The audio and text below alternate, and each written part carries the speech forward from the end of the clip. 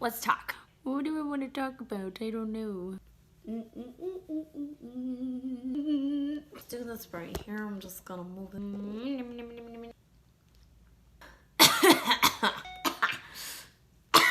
Okay. I'm not getting distracted. Shut up. God. It's good.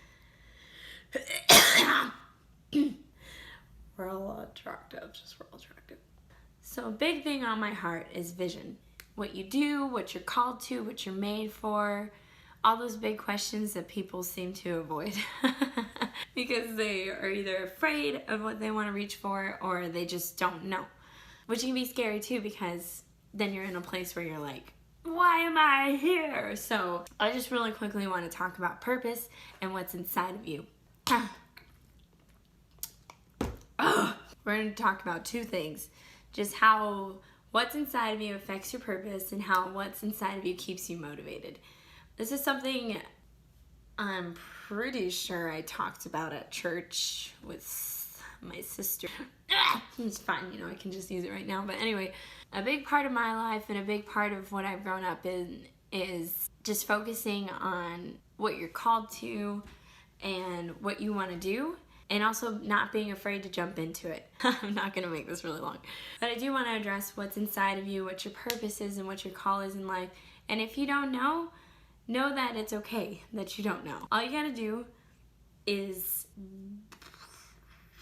I need to figure out what I'm going to say. Like, what would I do for free? What is something that, like, every single day, if I had the choice, and I didn't have to work at a 9-to-5 job, or I didn't have to, you know, take care of adult things, go to school, stuff like that. Let's say we weren't in a society or a world where we had to have money. Money's not bad. I'm not saying money's bad. It wasn't like a necessity or something you needed in order to get food or something. Or anything. Where am I going with this? Oh yeah, so, and every day you can get up and do exactly what you wanted just because. Man, that would be really cool. So let's say that was a thing. It's not, but let's say it was. What is that one thing you would do every single day? Like, you would get up and you would know, I'm gonna go and exercise for 5 hours and it's not gonna affect anything in the day or any financial needs or anything like that. Or I'm gonna go sing for a really long time. That's something I would do. Or what was that? Just whatever you're called to. That's something that helped me a lot. You know, that pivotal point in your life where you're kind of like, okay, I'm out of college and I'm out of high school. So what is it that I need to do? What's the next step that's going to take me to that place where it will supply me financially, but I love it? That's one thing that'll help you define what's inside of you and what your purpose is. I feel so strongly about this because I work around a lot of people that speak a lot about things that they love and things that they want to do. And I always ask them, like, don't you think you're more than just being at this job? And, you know, I see it in you. I see what's in you, and I see that, you know, you're a really talented artist, or you're a really great singer, or you're an excellent writer, or, you know, you're great with finances. Why don't you do something with that? Everyone else's purpose and drive is not based off of someone else. So like me, for instance, wanting to motivate people to do stuff like right now. This does not mean that you're gonna do it, and it does not mean that you'll want to do it at all. Basically what I'm saying is it has to come from you. Your drive, your vision, your goals, what you want to do, it has to come from you. And you're so situated. I can give you all the advice I want, but it really wouldn't matter because it does have to come from you. You as an individual have to motivate yourself. And purpose is something that is, it's given, but drive has to be created. Dang, that was really good. Rabbit trailing, coming back to my main point. What you would do for free every single day, let that be a huge indicator of what's inside of you and what you're called to. What's another thing? Oh, another thing is what you talk about the most. This is a great example, and I got this from my dad. You know how you go to a restaurant and you're like, oh my gosh, I had like the best enchiladas, and you see your friends or whatever and you're like, yo, I had like the best enchiladas and I need to tell you about it. You just keep raving about it because it's something that was just like remarkably awesome.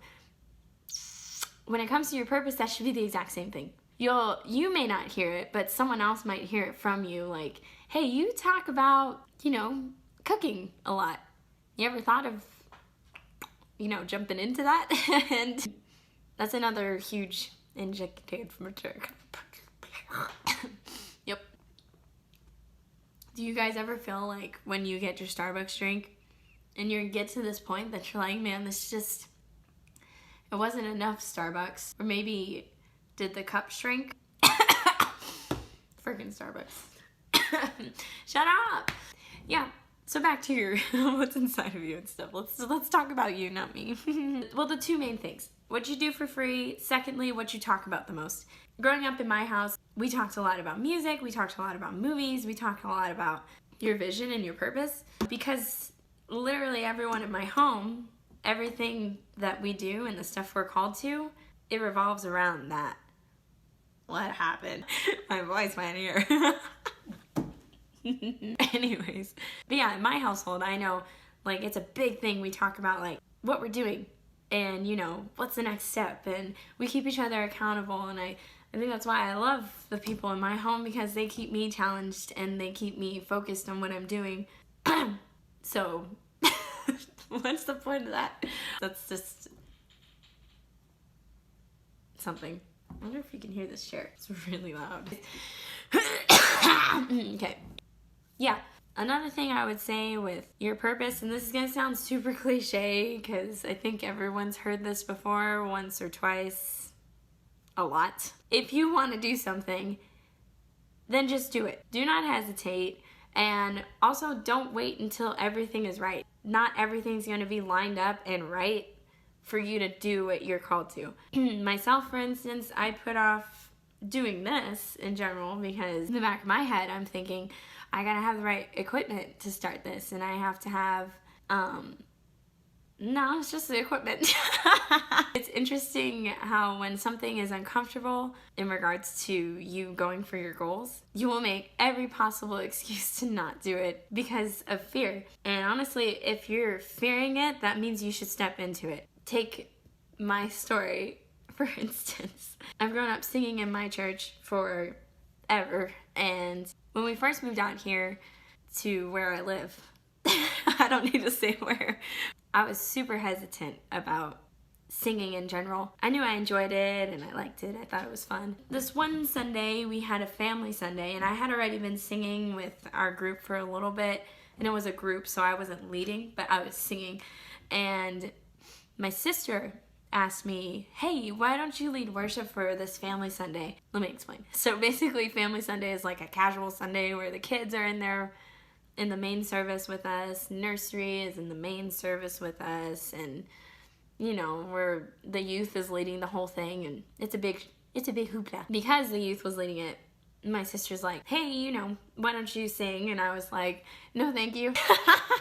Because it's nerve-wracking, I think a lot of people can relate to this. Initially, before you start singing and putting yourself out there, it's like you have a lot of doubts because it's your voice and you're like, I don't sound that great and I haven't gotten any professional training and blah, blah, blah, excuse. So I just made every possible excuse before that Sunday, and she had asked me like a couple weeks before, and then I came to her afterwards and I was like, I had this unction in me to just do it. And I did. I led, and I cried a little bit. I think it was nerves, but I did. I cried as well. Such a big baby. And after that point, I was like, I knew it. I was like, this is what I'm called for. I'm meant to be singing. Maybe not in front of people in general. I mean, that'd be nice. I am meant to be singing. Like, that's my thing. That's just my story. How did I get into that? Where was I? Oh yeah, jumping into things. I remember. You're gonna feel uncomfortable jumping into the thing that you're called to. That's my point. Just know that if you're facing that decision right now where you're like, I could step into this Or I could try another route, and it's like, don't stray from that narrow path, as the Bible talks about. It talks about the narrow path and the wide. The wide is like, gives you room to breathe. You have room over here just to chill out and be like, maybe I'll do it tomorrow. And then you have time to just think, and you just stay stuck in a rut when you do that because you're just casually lollygagging around. So make this your best life right now by doing what you love and not being afraid to jump into it. Because honestly, if you really love it, then you're going to do it either way. If it's now or 5 years from now when you get some wild revelation that you should have done it. Yeah, I appreciate the support, and I'll see you guys next time. Excuse me. Oh my God, Ashlyn. Bye.